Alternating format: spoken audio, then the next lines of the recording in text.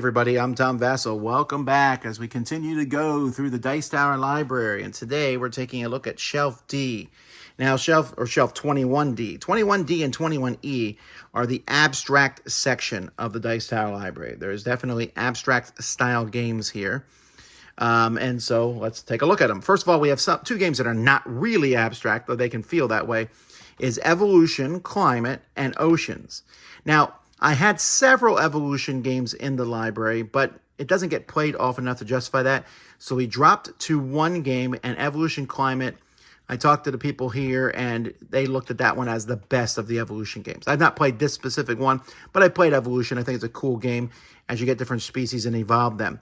But I like the sequel to Evolution, Oceans, better. Oceans is the same thing as Evolution, but it's in the ocean and with fish and deep sea creatures. It's a beautiful, gorgeous game.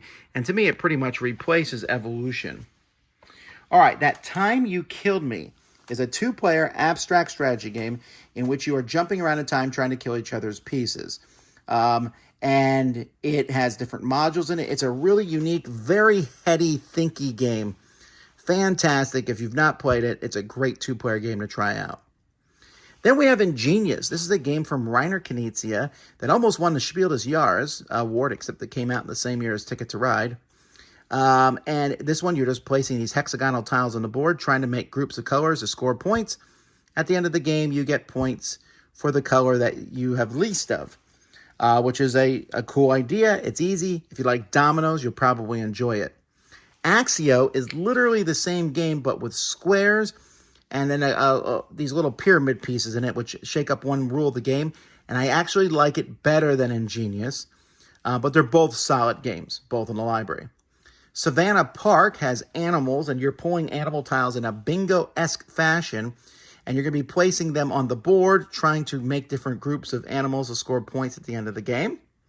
Drop It, one of the more played games in the library. In fact, it got played so much that this is a new version. They're replacing the original version, where you're dropping in different plastic shapes into a glass and trying to score points by having them land as high as they can, but not touching any other piece of the same shape and color. We then have games here from the DVONN series. I'm sorry, the GIPF series. That's what it's called. So we have not all the games, just 5 of them, but that's because not all the games in this series, I think, are worth putting in the library. So first of all, we have Yinch. Yinch is my favorite one in this series. It's number 6. I think it's the strongest game in the series. It's the easiest one to play. It's getting 5 in a row. I love it. But very close to me liking that is DVONN. DVONN's a little trickier than Yinch. It's not as easy for people to learn, although it's still pretty easy, where you're just trying your black or white pieces. And by the way, the pieces for these games are gorgeous. Your black and white pieces and trying to cut your other pieces off from these red life pieces on the board. Really great game. TZAAR, now this is not one that I play as much as the other ones, but it's still a pretty good, solid game, and that's why it's here in the library. GIPF is actually one I've not played. I know a little bit about the game. It's the original one. It's even though the whole project is named the GIPF project, this is not one that's even talked about as much as the others. And LYNGK, this is one of the most colorful games in that section, and I just like, I like playing that one a lot. If I'm ranking them, it's 1, 2, 3, 4, and then I haven't played GIPF, so I can't really, speak to that. And then there's a few other ones that I don't have in the library, although I might add them even though I'm not as big of a fan of them, like Xerts. Kamisado is one of my favorite abstract games that has ever come out. It is pretty simple, and there's a lot of different versions of it. This just happens to be the version that's in my library at this given moment, where you can move pieces as far as you want, and whatever space you land on, that's the color piece your opponent moves. Great, great two-player abstract game. War Chest is 2 to 4 players, abstract war game in which you have poker chips representing different units. Each unit moves differently, a little bit like chess. So you're pulling chips from a bag to move units, to activate units, or just make your units better. It's a really solid game. Highly recommend it.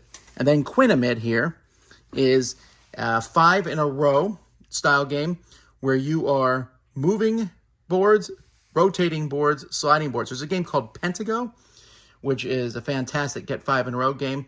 Quinamid takes that up a notch. It's one that most people haven't heard of, but it's one of the best abstract games ever made. Although, whew, look at all the games on this shelf. This is a hard one for me to pick my favorite, but I think it would be Kamisado. I like you, Yinch, but I think Kamisado wins out for my favorite game on this shelf. What's your favorite? A lot of abstract games here, a lot of two-player games, but that's what's on Shelf 21D in the library. Until next time, I'm Tom Vasel. We'll see you later.